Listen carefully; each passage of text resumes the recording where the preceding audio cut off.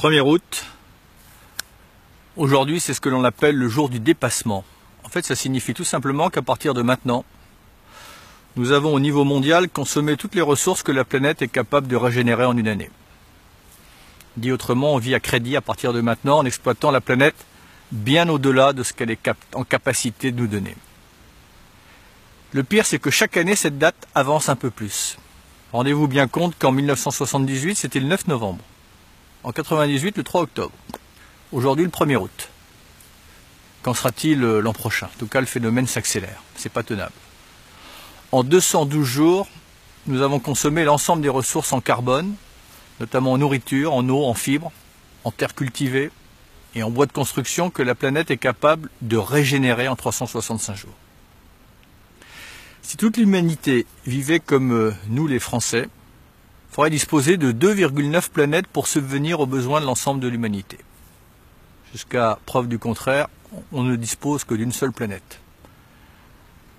Et au niveau mondial, il nous faudrait 1,7 planètes si l'on regarde la consommation et la production de l'ensemble des citoyens du monde.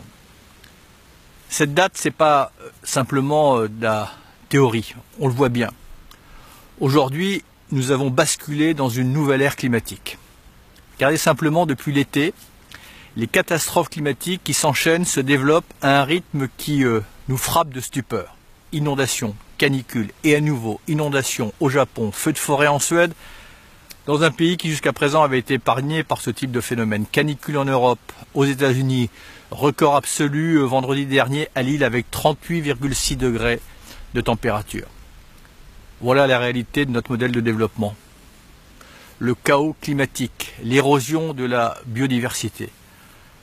Tout cela risque d'être simplement une sinistre bande-annonce d'un film catastrophe que nous regardons se développer en spectateurs informés. Mais ça n'est pas une fatalité. C'est une forme de résignation. Parce que le pire, c'est que les solutions existent.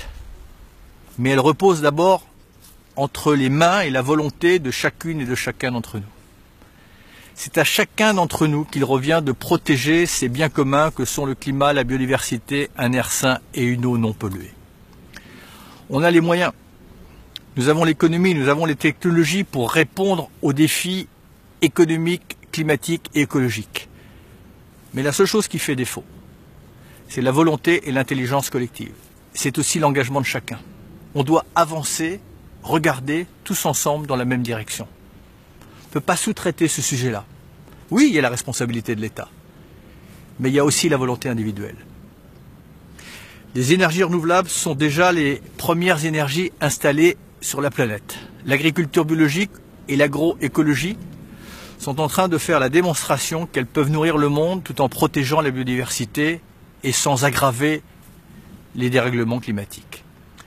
Les produits chimiques appartiennent, comme les énergies fossiles, comme le plastique, au XXe siècle. En bref, on sait faire autrement.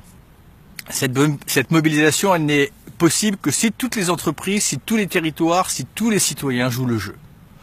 Où que vous soyez, qui que vous soyez. Vous avez entre les mains des solutions et nous sommes là pour les accompagner. La mobilisation, elle doit non seulement se poursuivre, mais elle doit s'amplifier.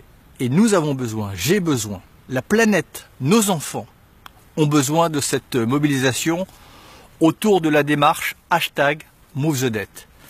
Tout simplement pour faire reculer cette date tous ensemble. Voilà, c'est le moment ou jamais de dire stop, de prendre les choses en main et de décider de notre avenir collectivement.